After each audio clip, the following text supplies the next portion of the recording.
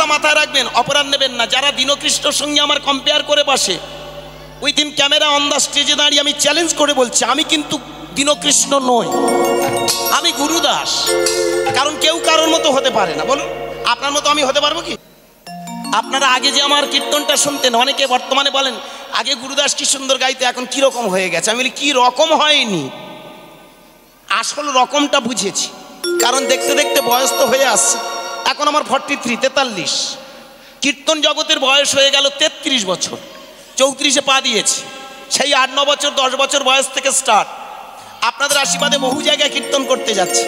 West বেঙ্গলে এমন কোনো ডিস্ট্রিক্ট নেই, বিশেষ করে আমার এই বন্ধুরা যারা ইউটিউব করছে আজকে, এখানে একজন মাত্র ইউটিউব আছে। এমন এমন জায়গা আছে 8 জন 10 জন 20 জন পর্যন্ত ইউটিউবার বসে থাকে। এই যে দাদা, হ্যাঁ এখানে আরেকজন আছেন।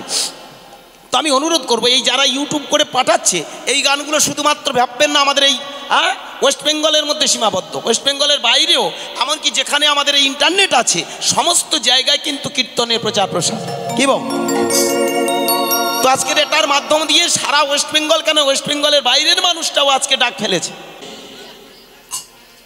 বর্তমান দিনে রাগ করবেন না, আমরা নিমাই চাঁদকে পুজো করছি, হরিনাম করছি, হরিনাম শুনছি, হরিনামের মানে বুঝি না।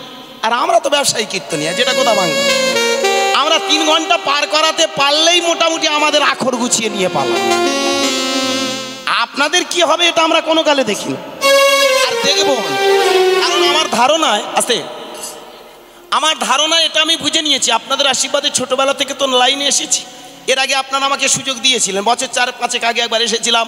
তার আগে বছর 12-13 বছর আগে সে বছরে আমার পরে অরুণ চ্যাটার্জি মহাশয় কীর্তন করেছিলেন। কি সেই জায়গা।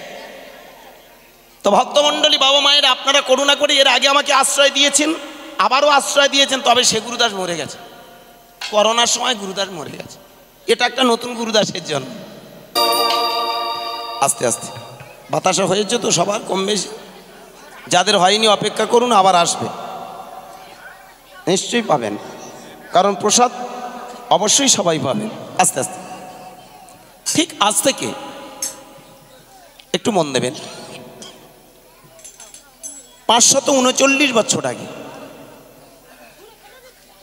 নবদ্বীপের মাটিতে একটা ছেলে জন্মগ্রহণ করলেন, যার নাম নদিয়ার চাঁদনী মাই।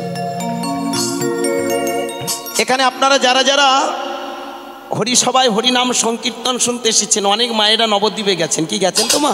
যা আছে মা? হ্যাঁ, খুব ভালো। মা যারা যারা গেছেন, মা এখানে যারা আপনারা নবদ্বীপে গেছেন, কি বাবা গেছেন তো? যদি নবদ্বীপে যান না যান, তবে আমি অনুরোধ করব, পায়ে ধরে বলবো একটু নবদ্বীপে যাবেন। কারণ কাছেই বৃন্দাবন, এত কম টাকায় এত ভালো, যেটা বলে বোঝানো যাবে। একবার অন্তত ঘুরে আসুন, ভালো মন্দের বিচারটা আপনার ভেতর বলে দেবে। ভালো করে ভেবে দেখবেন, আপনারা যারা নবদ্বীপে গেছেন, 9টা দ্বীপ নিয়ে নবদ্বীপ।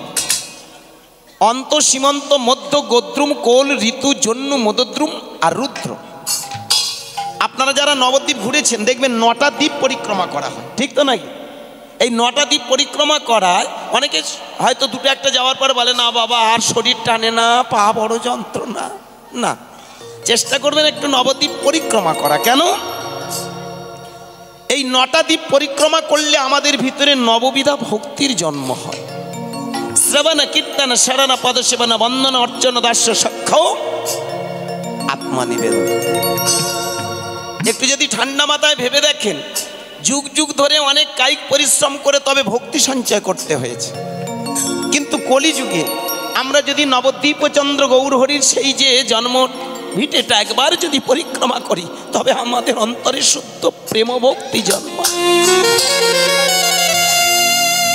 যার মধ্যে কৃষ্ণ প্রেম নেই, যার মধ্যে হরি প্রেম নেই, যার মধ্যে ভক্তির অভাব, আপনি সারা জীবন যতই যা করুন না কেন, সবটাই বৃথা। ভক্তি ছাড়া কোনোদিন কোনো কর্ম সাকসেস হয়নি, হবে না। আজকের এখানে দেখুন, আমার অনেক টাকা থাকতে পারে, আমি অনেক বড় বড় কীর্তনিয়াদের নিয়ে আসতে পারি। কি আপনারা পাড়ায় পাড়ায় অনেকে দেখবেন বড় বড় হরি সংকীর্তন করান, কিন্তু দেখবেন শুধু রাশিকৃত টাকা খরচ করে লাভ নেই। অন্তরে যদি শুদ্ধ প্রেম ভক্তি না জন্মায়, সবটাই বৃথা। 500 বছর আগে নবদ্বীপের মাটিতে জন্মগ্রহণ করলেন একটা ছেলে যার নাম নিমাই। নিমাই দেখেছিল মানুষের সব আছে কিন্তু একটা বড় অভাব। ধন আছে, সম্পদ আছে, প্রতিপত্তি আছে, মান আছে, ঐশ্বর্য আছে, সব আছে, কিন্তু একটা জিনিস বড় অভাব, সেটা হলো ভক্তি। আর এই ভক্তির অভাবে মানুষ আস্তে আস্তে আসরিক শক্তিগুলো তার ভিতরে প্রকাশ। যখনই দেখবেন ভক্তির অভাব থাকে তখনই আসরিক প্রবৃত্তিগুলো তার মধ্যে মাথা চাড়া দেয়। 500 বছর আগে নিমাই চাঁদ দরজায় দরজায় গিয়ে মানুষের হাতে ধরে পায়ে ধরে বলে উঠল, একবার আমার মতো কৃষ্ণ বলো।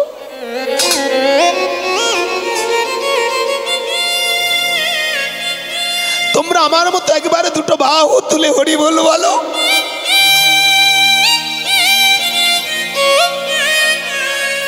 একবার নয়ন জলে কৃষ্ণ বলে দেখো না, হরির নামে কি আছে।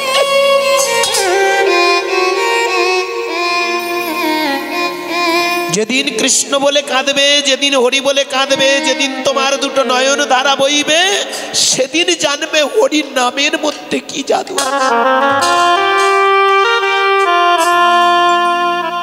তোমার মানব জীবন ধন্য হবে গো। বর্তমান দিনে আমরা হরিনাম শুনতে যাই, আমরা হরিনাম শুনি, কিন্তু ভক্তির বড় অভাব। শুনতে হয় তাই শুনি, বলতে হয় তাই বল, কিন্তু পা দুটো জড়িয়ে ধরে আমার এখানে জ্ঞানীগুণী বাবা মা যারা বসে আছেন, ভেবে দেখবেন 500 বছর আগে ছেলেটা আমার দরজায় দরজায় গিয়ে বললেন, এই মানব জীবনটাকে ধন্যাতি ধন্য করতে গেলে একটাই মাত্র অস্ত্র হলো নয়নের জল। একটা রেভলিউশন, একটা বিপ্লব ঘটিয়ে দিয়ে গেল আমার নদীয়ার নিমাই। কারণ নিমাই দেখেছিল মানুষের ভক্তির অভাবে তার ভিতরে আসরিক প্রবৃত্তিগুলো বৃদ্ধি হয়েছে। আস্তে একটু মন দিয়ে শুনবেন। এই শোনা,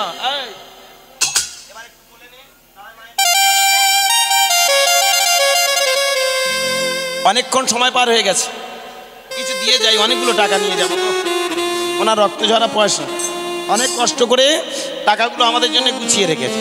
যদি কিছু না দিয়ে যাই তাহলে হিসেব দিতে হবে। আপনাদের চোখে ফাঁকি দেবো কি, কিন্তু একজন তো আছে গো, একটু ধৈর্য ধরে শুনবেন। 500 বছর আগে নবদ্বীপের মাটিতে দেখেছিল নিমাই যেভাবে মানুষে মানুষে হানাহানি, মারামারি, কাটাকাটি, বর্ণবিদ্বেষ, জাতিবিদ্বেষ, বর্ণ বৈষম্য, ভেদাভেদ, তাতে করে মানুষের ভিতরে আসরিক প্রবৃত্তিগুলো বৃদ্ধি হয়ে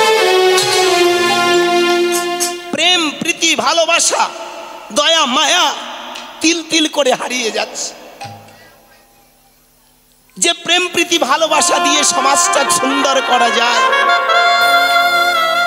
যে প্রেম, প্রীতি, ভালোবাসা দিয়ে সংসারটাকে সুন্দর করা যায়, যে প্রেম, প্রীতি, ভালোবাসা দিয়ে রাষ্ট্র পৃথিবীটাকে একটা স্বর্গ রাজ্য পরিণত করা যায়,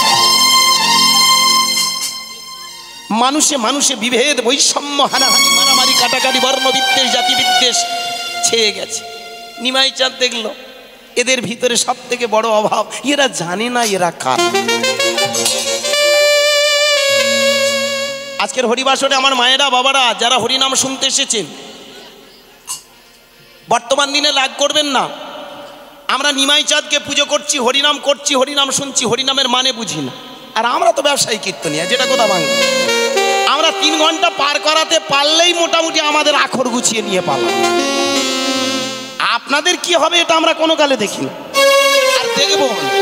কারণ আমার ধারণায় আছে, আমার ধারণা এটা আমি বুঝে নিয়েছি, আপনাদের আশীর্বাদে ছোটবেলা থেকে তো লাইনে এসেছি।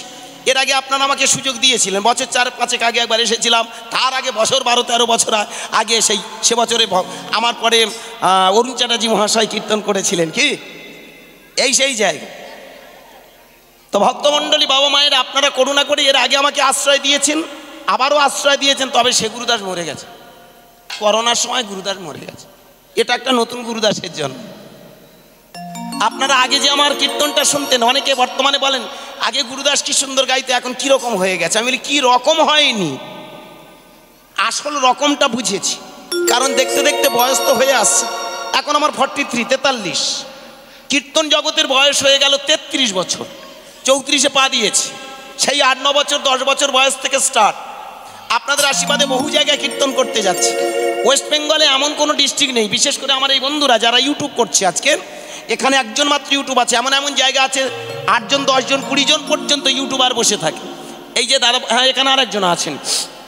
তো আমি অনুরোধ করবো, এই যারা ইউটিউব করে পাঠাচ্ছে এই গানগুলো শুধুমাত্র ভাববেন না আমাদের এই ওয়েস্ট বেঙ্গলের মধ্যে সীমাবদ্ধ। ওয়েস্ট বেঙ্গলের বাইরেও, এমনকি যেখানে আমাদের এই ইন্টারনেট আছে, সমস্ত জায়গায় কিন্তু কীর্তনের প্রচার প্রসার। কি বল? তো আজকের এটার মাধ্যম দিয়ে সারা ওয়েস্ট বেঙ্গল, কেন ওয়েস্ট বেঙ্গলের বাইরের মানুষটাও আজকে ডাক ফেলেছে।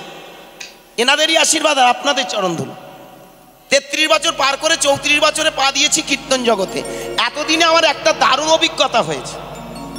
অভিজ্ঞতাটা এটা বুঝে নিয়েছি, আপনাদের মতো মানুষগুলো যদি না থাকতো, কারণ আমরা হরিবাসরে আসি আপনাদেরকে মূর্খ বানাতে, সত্যি কথা যেটা, আপনাদেরকে অজ্ঞানী বানাতে।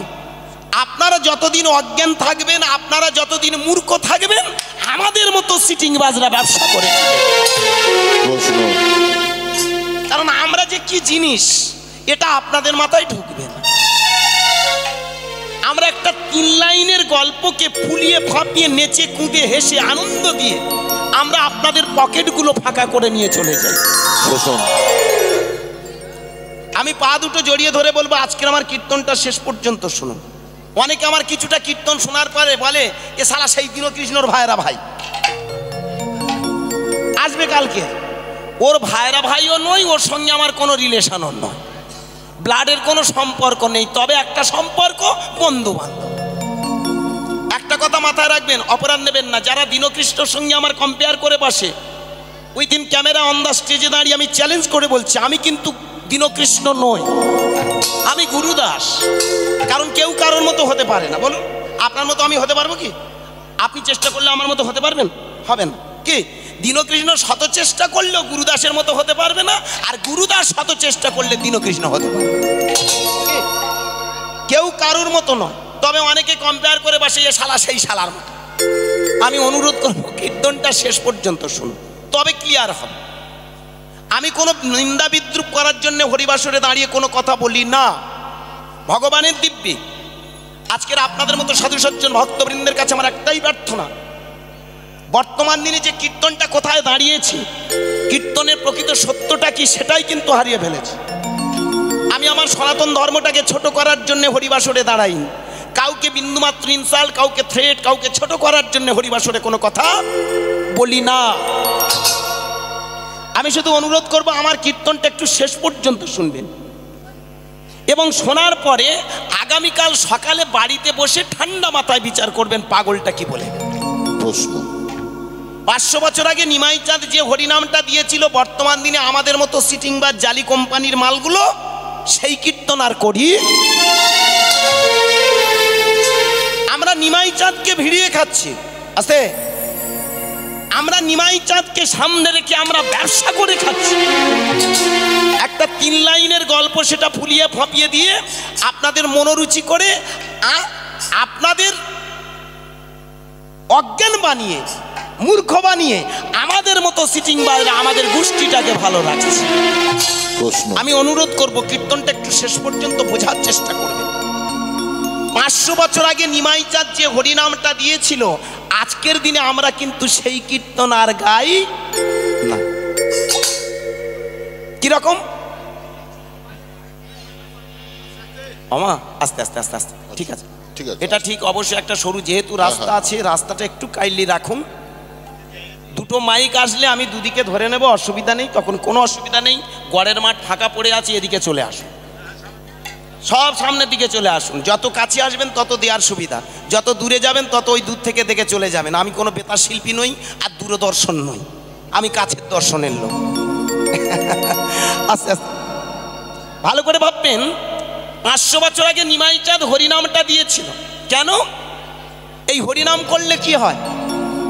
আমায়রা দেখি একবার দুটো বাহু তুলে নিতাই গৌর প্রেমানন্দে। সব বাহু তুলেছেন তো? বাহু তোলা হয়েছে তো? সবাই বাহু তুলেছেন? বলুন আপনারা এই যে বাহু তুলে হরিনাম করছেন, হরিনাম শুনলে কি হয়? প্রত্যেকটা কীর্তনিয়া বলে যায় কি, বাহু তোলা মানে স্যারেন্ডার করা। কার স্যারেন্ডার?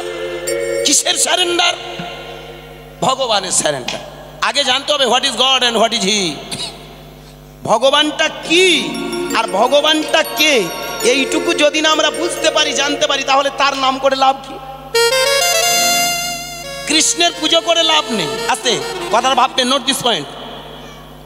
কৃষ্ণের পুজো করে লাভ নেই, রামের পুজো করে লাভ নেই, চৈতন্য মহাপ্রভুর পুজো করে লাভ নেই। তাদের আদর্শগুলোকে পুজো করাই হলো মানবের কাজ। তথাকথিত আজকের দিনে তাদের পুজো করি, কিন্তু তাদের আদর্শগুলোকে আমরা পূজা করি।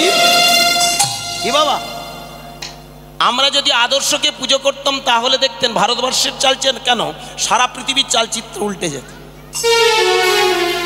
আর এই চালচিত্র যাতে না উল্টায় তার জন্য দায়ী আমরা নিমাই চাঁদের নিরামিষ খাও, একাদশী করো, হরিনাম করো, হরিবাসরে আসো, নাম কীর্তন করার জন্য মঠ মন্দিরে যাও।